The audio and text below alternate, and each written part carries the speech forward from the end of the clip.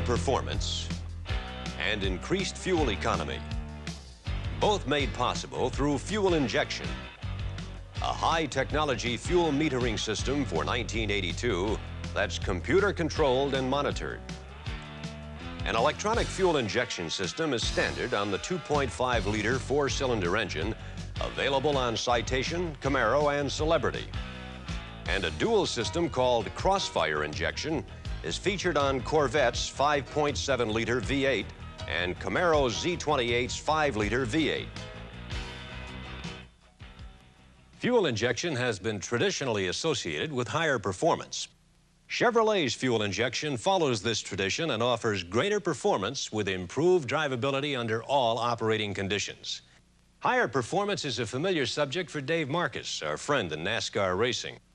In our previous ProTech program, Dave explained some of the performance features of his cars. Now let's go back to Dave and our reporter and see some more of these features.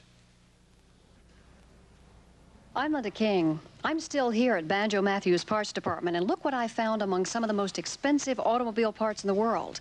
This 25-cent bolt is as valuable as any piece here, according to Dave Marcis. How come? Well, I'm sure you've all heard of the 10-cent part that is broke and caused the driver to lose a race. This tiny hole in the head of this bolt enables us to safety wire it so it won't shake loose. Let me show you how. After Claude tightens a bolt, he slips a small piece of wire through the hole and secures it. If there are several bolts in a line, the wires run through each one of them. Sometimes we use a cotter key. In other cases, we apply Loctite. I see how important a small part can play. Yes, that's just a perfect example of paying attention to details. The mechanic learns that along the way. If you, the customer, aren't satisfied with the work done on your car at a dealership, it can turn into a comeback and cause all sorts of problems for the man who done the work.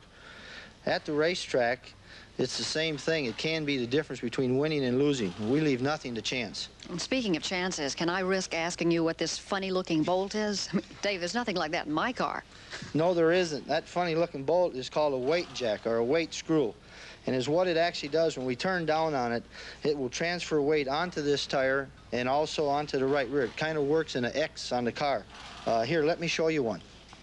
This weight jack or bolt is anchored in the frame, and by turning down on it, it puts weight down on this spring and puts more weight on the wheel that it is on. We can change the weight distribution of the race car and change the handling with it. The steering is attached to the spindle, and we use heavy-duty parts, and we check them after each race to make sure that no defects have developed. We use a full floating hub and bearings which go on each spindle along with heavy-duty wheels and tires. Now, I do recognize the tires, and I know this is an engine, but there looks like there's some parts missing. Yes, there is, Linda. You're probably used to seeing emissions controls, power steering, power brakes, and things like that. We're really not interested in those things. These engines are built strictly for horsepower and racing purposes only, and that's what the car is built for. And we buy these engines ready to install from a builder, and all we have to do is just install it. And to remove the engine, you just have to remove these bolts right here. It's really a quick operation. It can be done in less than an hour. Linda, over there is a Warner T10 transmission, which we use in race cars. It's a heavy-duty type transmission. That's the dry shaft that's used to hook up to the transmission and transfers the power to the rear wheels. The other things over there are the rear gear ratios. We use a lot of different rear gear ratios. Each racetrack usually requires a different ratio. Looks like it's certainly all business under the hood, and I'm sure it's all business on the inside as well. If you would, Dave, tell me something about the cockpit. Linda, these here are the gauges that we use. We can have one main kill switch that shuts everything off, and then there's separate gauges for the rear end coolers and the alternator and things like that. The other gauges indicate the oil pressure, water temperatures, fuel pressure, and the tachometer. This is a specially designed seat that we use for racing. It has wraparound sides. We use that type of a shoulder harness and seat belt to secure us in the seat in case of an accident. In the left rear corner here is the battery box. That's where the battery is mounted. It's fully enclosed. The only way you can get at it is from the outside of the car when you take a tire off. The other thing you look at is the rear end cooler, and is what it does. It cools the rear end grease during a race. It pulls it out, goes through this cooler, and returns it back to the rear end.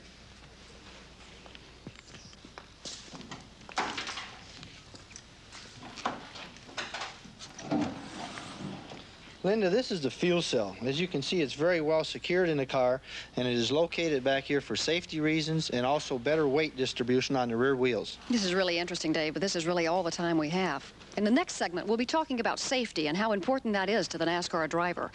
I hope you're learning as much as I am out there along the Productivity Network.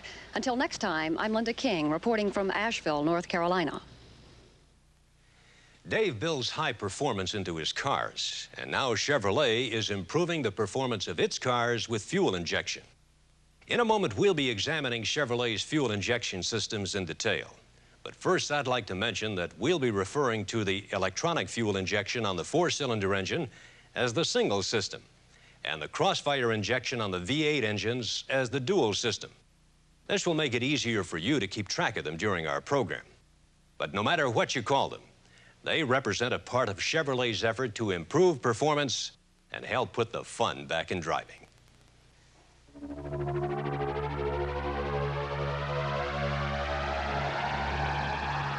Let's examine Chevrolet's fuel injection systems, beginning with their basic operation.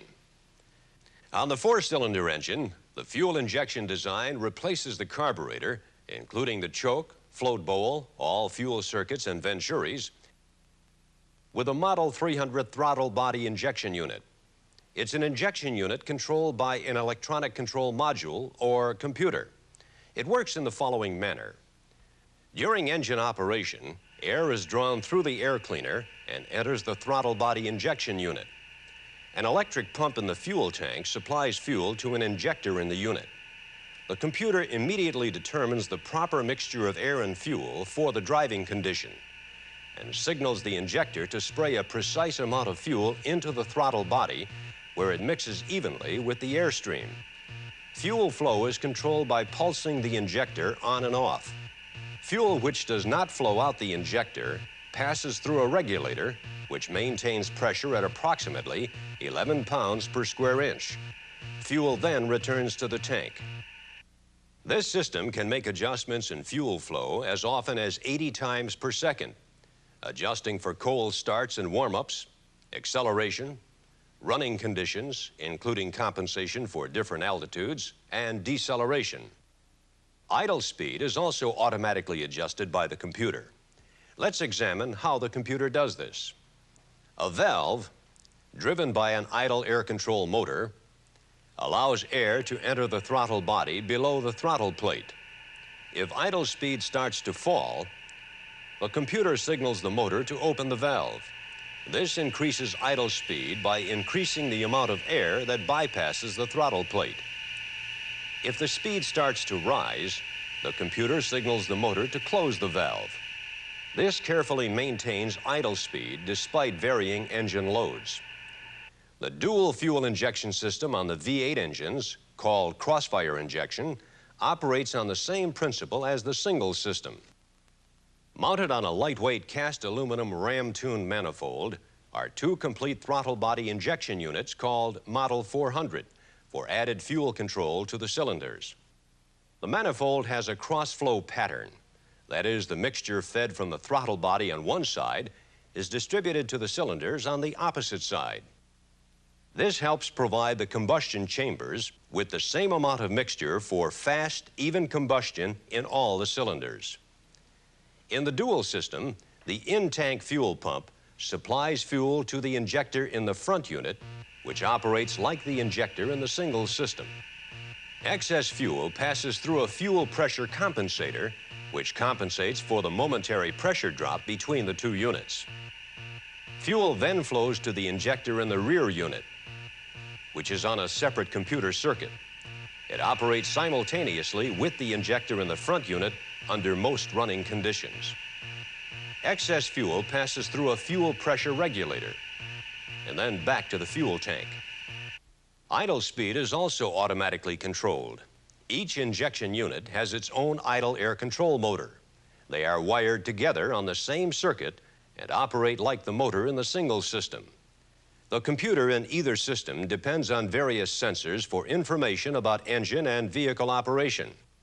The location of the sensors may vary depending on the type of engine, but generally they include a manifold absolute pressure or MAP sensor on the bulkhead, a throttle position sensor on the throttle shaft. This sensor is only on the rear throttle body injection unit in the dual system. A coolant sensor in the engine coolant flow. An oxygen sensor in the exhaust system. A vehicle speed sensor in the speedometer, and the engine speed, which the computer senses from the distributor HEI pulses. The computer then uses information from the sensors to control the fuel metering system. It also controls up to 6 other systems depending on the engine.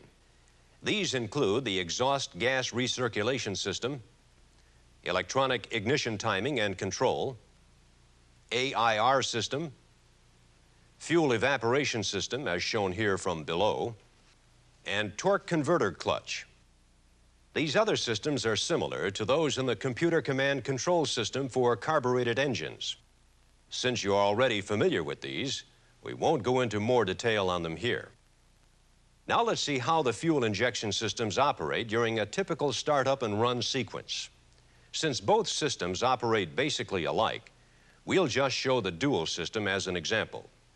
When the ignition switch is first turned on and the engine is cold, the computer turns on a fuel pump relay in the battery compartment, which turns on the fuel pump in the tank. The computer will turn this relay off if HEI reference pulses are not received within 2 seconds after the ignition switch is turned on. This prevents the pump from operating if the engine is not starting or running. If reference pulses are later received, the computer will turn the relay and pump back on. The oil pressure switch contains a backup circuit for the fuel pump relay in case the relay malfunctions. This backup circuit will not operate until about 4 pounds of oil pressure are built up during engine cranking. While cranking, the computer calculates an air-fuel mixture based on coolant temperature. When the engine begins running more than 350 RPM, the system goes into open loop. In open loop, the computer ignores the signal from the oxygen sensor and calculates the air-fuel mixture based on inputs from the coolant temperature sensor and manifold pressure sensor. When the oxygen sensor and coolant temperature sensor are warm enough and a specific amount of time has elapsed after starting, the system goes into closed loop. Now the input from the oxygen sensor is used by the computer to calculate and maintain a 14.7 to 1 air-fuel mixture. This enables a catalytic converter to more efficiently reduce exhaust emissions.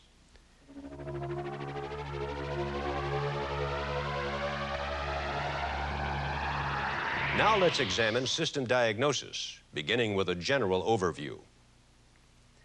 Chevrolet's fuel injection design is self-diagnostic. That is, if a malfunction is detected, a trouble code is stored in the computer's memory and then fed back or signaled to the technician so he can quickly determine what must be repaired. When a problem develops in the system, the driver is alerted by a check engine warning lamp to take the car in for servicing. If the problem corrects itself, the lamp will go out, but the trouble code will remain stored in the computer's memory for 50 startup cycles. The technician reads the code stored in the computer's memory by grounding a diagnostic terminal and interpreting a series of check engine lamp flashes. Trouble code charts are then used to help locate the problem.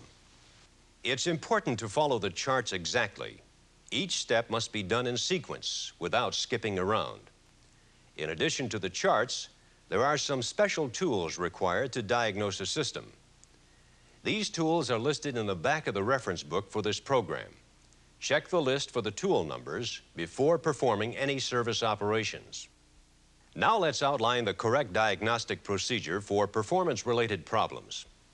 If the check engine lamp is on during normal vehicle operation, perform a diagnostic circuit check. This chart is in Section 6E of your Corvette service manual and Section 6E2 of your Citation, Camaro, and Celebrity service manuals.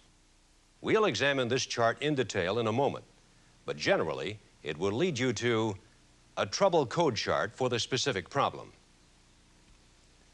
If the check engine lamp is not on during vehicle operation and there is a performance complaint, First, check all items not related to the fuel injection system for proper operation. Refer to Section 6 of your service manual. If these items are all right, then refer to the driver complaint chart. Our check engine lamp is on, so we have to do a diagnostic circuit check. The chart is in your reference book for this program. Follow along as we go through the procedure. Turn the ignition switch on with the engine stopped. Note the check engine lamp. It should come on. This step checks the bulb as well as the bulb harness and computer. If it's not on, refer to Chart 2. Next, ground the diagnostic terminal in the diagnostic connector. On Corvette, it's under the ashtray. You can ground the diagnostic terminal by inserting a stiff jumper wire between terminals A and B. On Corvette, these are the two lower left terminals. The reference book for this program shows the locations for other vehicles. Note, these terminals don't have a slot between them like you've seen in previous diagnostic connectors, so you can't short them together with a single spade terminal. You have to use a jumper wire as shown here. After grounding the diagnostic terminal, note the check engine lamp. It should flash code 12. That is, one flash, pause. Two flashes, longer pause. It will repeat 3 times, then go on to the next code stored in memory. Code 12 doesn't mean trouble. It means the diagnostic system is working properly. Record any additional codes. Ours is also flashing code 21 and code 34.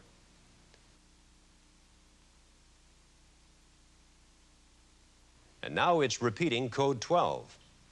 That means we have seen all the codes stored in memory. Then turn the ignition switch off and clear the codes from the computer's memory. The best way to clear the codes is to disconnect the computer's power lead that runs directly to the battery for at least 10 seconds. On Corvette, the lead has a fuse that can be pulled. Other vehicles have a fusible link near the battery that can be disconnected. Next, remove the jumper wire from the diagnostic connector, connect a tachometer, block the wheels and set the parking brake, and run the engine as directed by the chart. Then note the check engine lamp. Ours is on, so we must stop the engine, ground the diagnostic terminal, turn the ignition on, and note the codes. Code 34 is flashing again, but code 21 did not come back. Since code 34 is flashing, it means a problem currently exists in the circuit. So we can use trouble code chart 34 to help locate the problem. Since code 21 didn't come back, it means the problem in this circuit is intermittent. That is, it happened sometime in the past and went away, but the code remains stored in memory. You should refer to the driver complaint chart for intermittent problems. After completing repairs, you must clear the code stored in the computer's memory and confirm closed loop operation with no check engine light. To confirm closed loop operation, place the diagnostic system in a special field service mode. To do this, start the engine and ground the diagnostic terminal. With a warm engine, the check engine lamp will indicate closed loop by flashing approximately once per second. If the system is in open loop, the lamp would flash faster, approximately twice per second. Most performance-related problems can be diagnosed by the procedure we just examined. To summarize it briefly, if the check engine lamp is on during normal vehicle operation, perform a diagnostic circuit check. If the check engine lamp is not on during operation, and there is a performance complaint, check items not related to the fuel injection system.